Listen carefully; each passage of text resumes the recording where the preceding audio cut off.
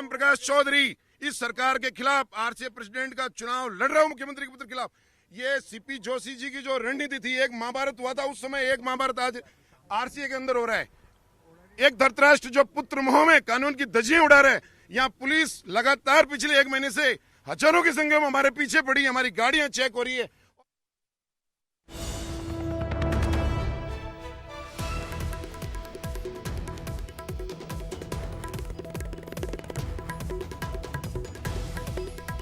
तो ये बड़ी खबर आ रही है, आरसीए चुनाव से जुड़ा बड़ा अपडेट सामने आ रहा है। आपको बता दें कि ये आरसीए चुनाव को लेकर बड़ा बूंदी से रवाना हो चुके हैं जोशी गुट के मतदाता। बस में सवार होकर आरसीए एकेडमी पहुंच रहे हैं। बस में सवार होकर वैभव गहलोत भी पहुंच रहे हैं। सिरोही जिला संघ सचिव संयम लोढ़ा नहीं आ सकेंगे।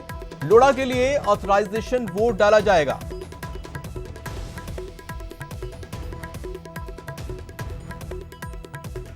सुचारू रूप से हो, इसलिए हम लोगों ने यहाँ ये व्यवस्था की है कि लोग ज़्यादा भीड़ जमा ना हो। जो अधिकृत जो मेंबर्स हैं एजीएम के और वोटर्स हैं वही यहाँ तक आएँ और बाकी गाड़ियों का हुजूम यहाँ ना लगे, इसलिए ये जगह साफ रखी गई है। बाकी हम अब इंतज़ार है लोगों के पहुँचने का। करीब आधे घंटे तक एजीएम होगा, उसके बाद हम वोटिंग की प्रक्रिया चालू कर देंगे। उम्मीद तो है कि अगर कोई दिक्कत ना आए तो 1-2 घंटे के अंदर में सारा काम संपन्न हो जाए। देखिए, तैयारी तो दोनों ही ग्रुप ने जो है अपनी तरफ से अच्छी की है और बहुत अच्छी की है। उन्होंने बाड़ेबंदी भी की है जो हमने नहीं की है। लेकिन परिणाम जो है वो क्या निकलता है ये तो हम 12 बजे बाद ही कुछ कह पाएंगे।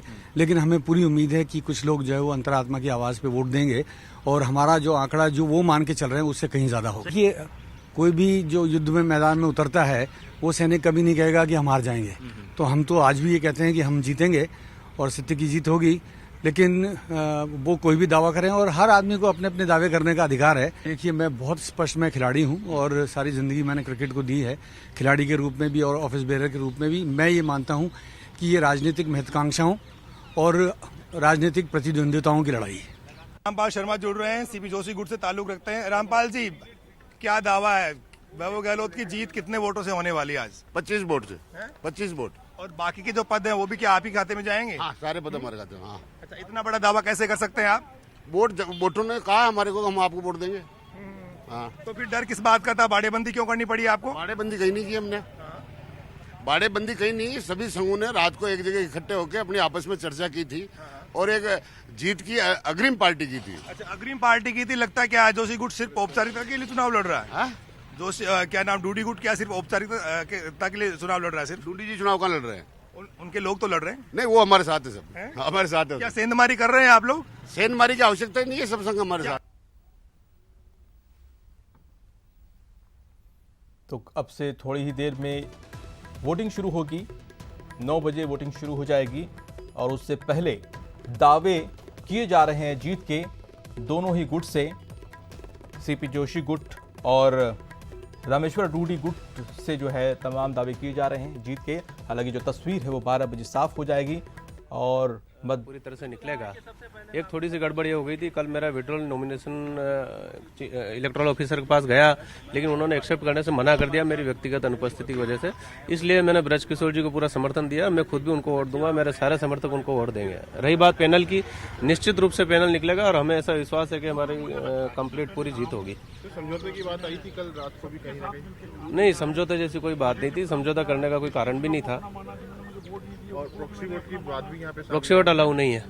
चुनाव अधिकारी ने कह दिया है पिंकेश जी की प्रॉक्सी वोट अलाउ करेंगे। चुनाव अधिकारी तो वो सारे काम करेगा जो कि सरकार कहेगी, क्योंकि उनके इशारों पे नाच रहा है चुनाव अधिकारी और सारे फर्जी काम चुनाव अधिकारी कर रहा है। चुनाव अधिकारी ने 3 जिले डिसएफिलिएटेड करे जिसकी उनको पावर भी नहीं है।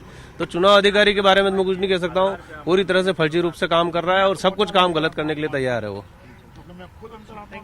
तो पिंकेश जैन हमारे साथ थे जिनसे हम बातचीत कर रहे थे यहाँ पर, और जिनका साफ तौर पर ये कहना है कि चुनाव अधिकारी जो है वो नियमों की पालना नहीं कर रहे हैं। यहाँ पर हलचल तेज है इस समय आरसी चुनाव में। रामेश्वर डूडी गुट की तरफ से पिंकेश जैन पहुंचे हैं, ऐश्वर्या कटोच पहुंच चुके हैं और साथ ही जो सचिव पद के उम्मीदवार हैं सोमेंद्र तिवारी वो पहुंच चुके हैं। लगभग रामेश्वर डूडी गुट की तरफ से जो उम्मीदवार हैं वो यहाँ पर नजर आ रहे हैं। रामप्रकाश चौधरी आज बेहद गुस्से में नजर आए और वे कह रहे थे कि ये चुनाव प्रक्रिया पूरी तरह से नियमों के खिलाफ जो है वो चल रही है और ऐसे में उन्हें यहाँ पर किसी तरह की न्याय की उम्मीद नहीं लगती है। वैभव गहलोत के सामने वे उम्मीदवारी यहाँ पर कर रहे हैं और अभी भी वे अपनी जीत का यहाँ पर दावा करके गए हैं। हालांकि तो रामप्रकाश चौधरी ने क्या कुछ कहा, एक बार फिर से आपको सुनाते हैं।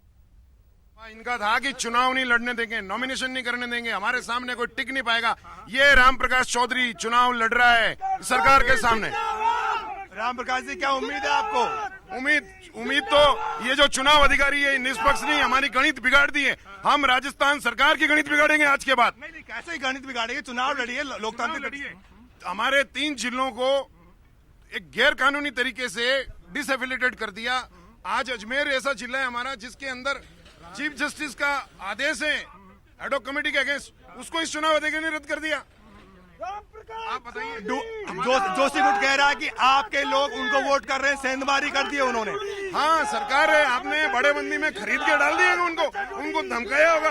हम इसका जवाब आज के बाद माननीय उच्च न्यायालय में देंगे, माननीय सर्वोच्च न्यायालय में देंगे। कैसे देंगे जब आप वोट भी तो होने चाहिए, आपके पास वोट ही नहीं है जीत के लिए।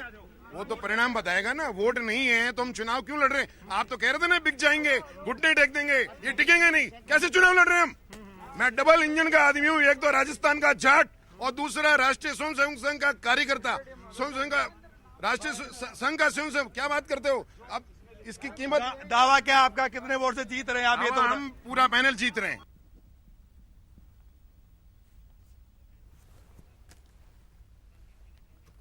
तो आप सुन रहे थे रामप्रकाश चौधरी को, सुन रहे थे डूडी गुट से अध्यक्ष पद के उम्मीदवार हैं और काफ़ी गुस्से में नजर आ रहे थे, गंभीर आरोप लगा रहे थे सरकार पर कि सरकार गलत तरीके से।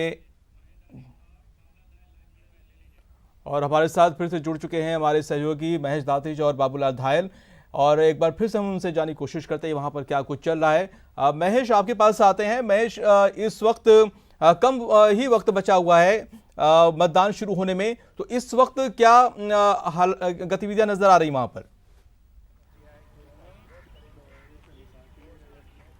देखिए, जहाँ तक अभी मतदाताओं के पहुँचने की बात है तो अब संभवतः ये शुरू हो चुका है। रामेश्वर डूडी गुट की तरफ से जो प्रत्याशी हैं और जो खुद मतदाता हैं वो भी पहुँच चुके हैं। सचिव पद के लिए जो उम्मीदवार हैं सोमेंद्र तिवारी वो यहाँ पर पहुँच चुके हैं। ऐश्वर्य कटोच जो कि उपाध्यक्ष पद पर उम्मीदवारी कर रहे हैं वो यहाँ पर पहुँच चुके हैं। पिंकेश जैन, जिनको लेकर के कि कल विवाद की स्थिति नजर आई थी संयुक्त सचिव पद पर, बृज किशोर शर्मा और पिंकेश जैन, 2 का नामांकन यहाँ पर रुका हुआ था और उन्होंने ये साफ किया कि चुनाव अधिकारी के कारण यहाँ पर जो है वे यहाँ अपना नामांकन वापस नहीं ले पाए, क्योंकि उन्होंने एक शर्त रख दी थी कि व्यक्तिगत रूप से उन्हें उपस्थित होना था, जिसकी वजह से वे अपना नामांकन वापस नहीं ले पाए। लेकिन उन्होंने अपील की कि ब्रजकिशोर शर्मा जो है उनके ग्रुप की तरफ से वो संयुक्त सचिव पद के अधिकृत उम्मीदवार हैं और वे स्वयं भी उन्हें वोट डालेंगे और अपने समर्थकों को भी कहा है।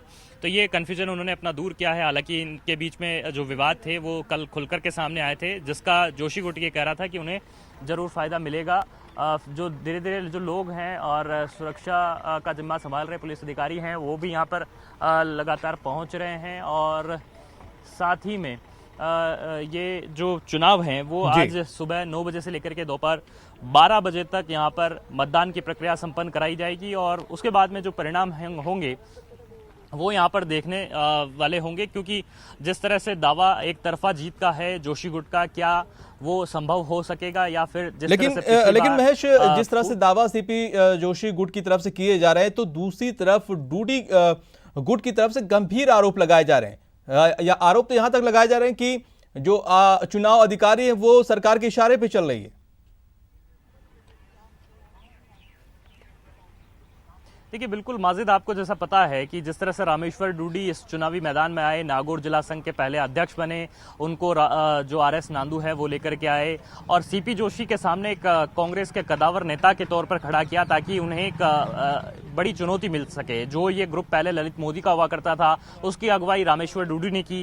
रामेश्वर डूडी को नागौर जिला संघ अध्यक्ष बनने के बाद में ये उम्मीद थी कि वे यहाँ आरसी में चुनाव लड़ सकेंगे और ऐसा सबसे पहले उनकी तरफ से ही किया गया। जो चुनाव का नोटिस था 24 अगस्त को सबसे पहले उनकी तरफ से जारी हुआ और उसके साथ ही साथ में जो 22 सितंबर को चुनाव की घोषणा हुई और उनके चुनाव को लेकर के सबसे पहले विवाद वाली स्थिति यहाँ पर पनपी और उनके चुनाव अधिकारी को ही माना गया और उसके बाद में टीएस कृष्णमूर्ति जो थे वो यहाँ पर चुनाव प्रक्रिया को छोड़ करके चले गए। उसके बाद में विनोद जोशी इस चुनावी मैदान में आए, वो यहाँ पर चुनाव नहीं करा सके। दो ऐसे चुनाव अधिकारी जिन्होंने की हिंदुस्तान के चुनाव कराए, जिन्होंने की राजस्थान के चुनाव कराए, वो यहाँ से चुनाव कराने से तौबा कर चुके थे। उसके बाद में आर रश्मि को यहाँ पर बीसीसीआई की सीओए ने चुनाव अधिकारी के तौर पर नियुक्त किया और उनके नाम पर यहाँ पर पहले तो कोई विवाद नहीं थे, लेकिन जिस तरह से रामेश्वर डूडी और उनके समर्थक जो विनोद गंगानगर से जो बिलोंग करते हैं और नागौर से आरएस नांदू, तीनों को यहाँ पर जो है अयोग्य घोषित किया और तीनों जिलों के जो है डिसएफिलिएट किया।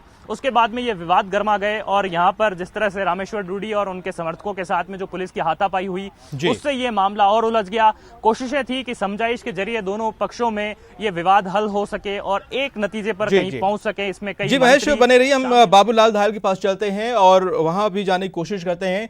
बाबूलाल, अब टाइम बहुत कम बचा हुआ है, तो थोड़ी देर में जो है मतदान शुरू हो जाएंगे, तो इस वक्त जो जिस तरह से आरोप लग रहे हैं डूडी गुट की तरफ से कि वो नए चुनाव अधिकारी को भी एक्सेप्ट नहीं कर रहे हैं, बोल रहे हैं कि सीधे सीधे ये सरकार के इशारे पे काम कर रही, तो क्या लगता है कि चुनाव प्रक्रिया पर ये सवाल उठा रहे हैं?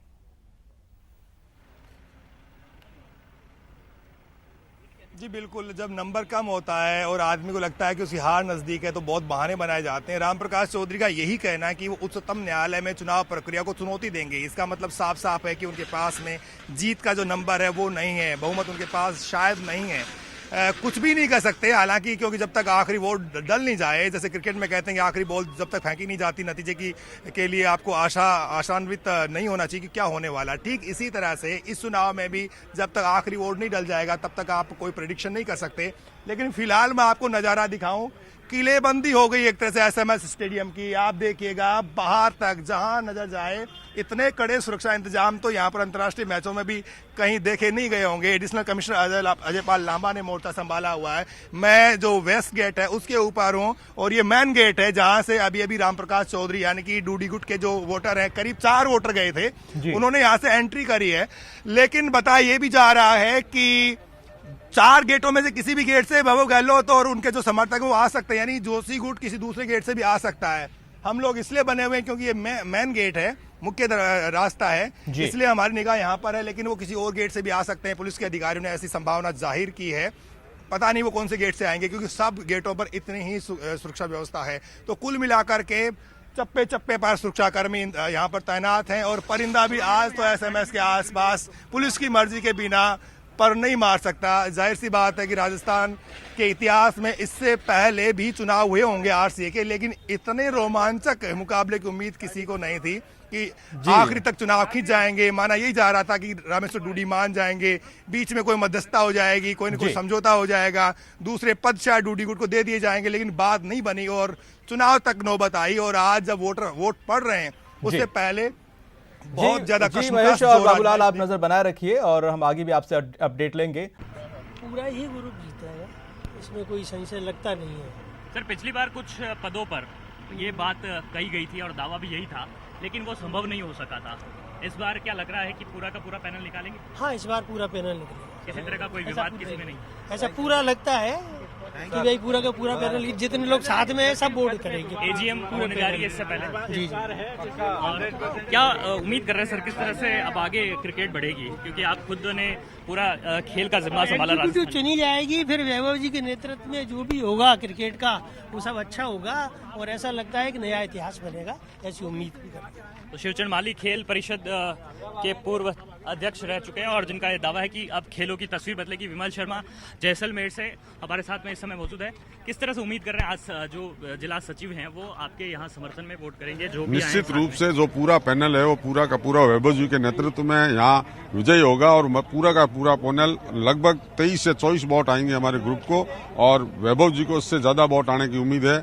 इसलिए ये निश्चित रूप से पूरा वैभव जी का पैनल जीता जाएगा। वैभव जी का पूरा पैनल निकालने के यहाँ दावे। अमीन पठान इस समय हमारे साथ बातचीत है। निश्चित तौर पे पूरा हमारा पैनल जीतेगा और ये क्रिकेट के इंटरेस्ट में काम होगा और राजस्थान की क्रिकेट के अच्छे दिन अब शुरू हो जाएंगे।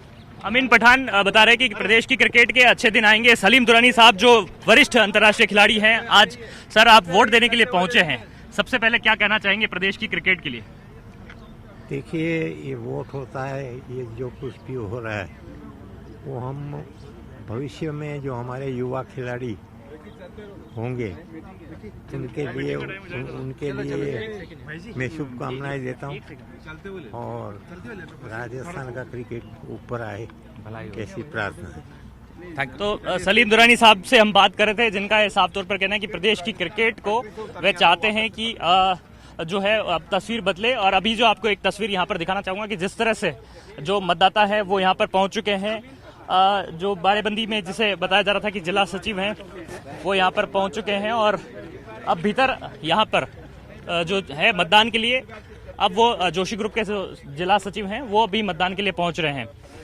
यहाँ पर जिस तरह से जिला संघों के सचिव जो जिन्हें कि एक रिसोर्ट में रखा गया था और उसके बाद में दूसरी तरफ रामेश्वर डूडी जो है वो भी ये आरोप लगा रहे थे कि यह संभव नहीं होगा।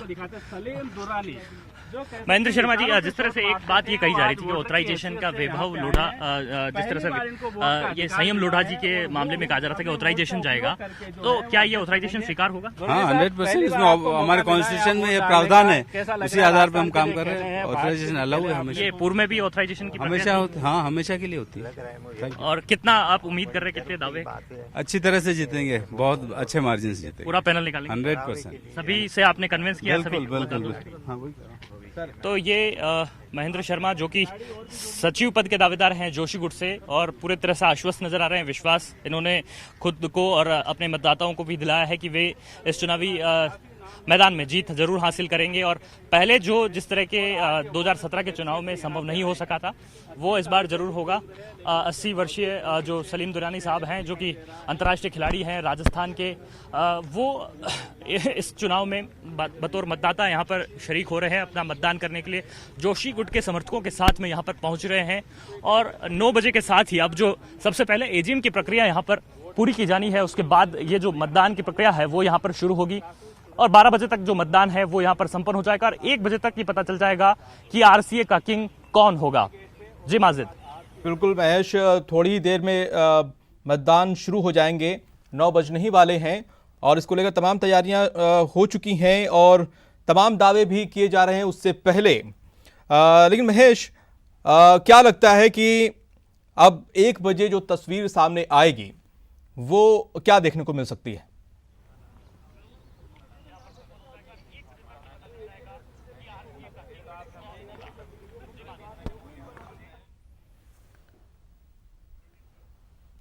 तो आरसीए का रण पूरी तरह से तैयार हो चुका है और 8:49 हो चुके हैं। 9 बजे से मतदान शुरू हो जाएंगे और 12 बजे तक मतदान डाले जाएंगे। उसके बाद से जो तस्वीर है वो भी बिल्कुल साफ हो जाएगी कि आरसीए का जो किंग है वो कौन होगा, आरसीए का नया अध्यक्ष कौन होगा, वैभव गहलोत होंगे या राम प्रकाश चौधरी।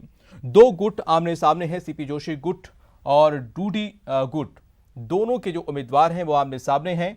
वैभव गहलोत को आप जानते हैं, आपके सीएम अशोक गहलोत के बेटे हैं और राम प्रकाश चौधरी भी पूरी दमखम के साथ अपना दावा कर रहे हैं जीत का। और इसके साथ ही आपको बता दें कि 6 पदों पर कुल 13 उम्मीदवार मैदान में हैं। 32 मतदाता अपने मत का इस्तेमाल करेंगे। 30 जिला संघ और 2 पूर्व अंतर्राष्ट्रीय खिलाड़ी इसमें शामिल हैं। तो ये एक पूरी तस्वीर आपको हमने बताया और थोड़ी देर में वोटिंग शुरू हो जाएगी और उसके बाद तस्वीर साफ धीरे धीरे होती जाएगी हर एक वोट के साथ कि आरसीए का नया अध्यक्ष कौन होगा। तो काफी विवादों के बाद, काफी उठापटक के बाद से चुनाव की प्रक्रिया शुरू होने जा रही है। हालांकि डूडी गुट की तरफ से सवाल खड़े किए जा रहे हैं चुनाव की प्रक्रिया पर, चुनाव अधिकारी पर, कि सरकार के दबाव में चुनाव अधिकारी काम कर रहे हैं। हालांकि इसके बावजूद दावे किए जा रहे हैं कि उन्हें जीत मिलेगी। तो थोड़ी देर में वोटिंग शुरू हो जाएगी। आरसीए एकेडमिक पवेलियन में वोट डाले जाएंगे और तमाम जो वो मतदाता हैं वो धीरे धीरे पहुंचने शुरू हो गए हैं। तमाम जो उम्मीदवार हैं वो भी पहुंच चुके हैं। वैभव गहलोत किसी भी वक्त वो पहुंच सकते हैं।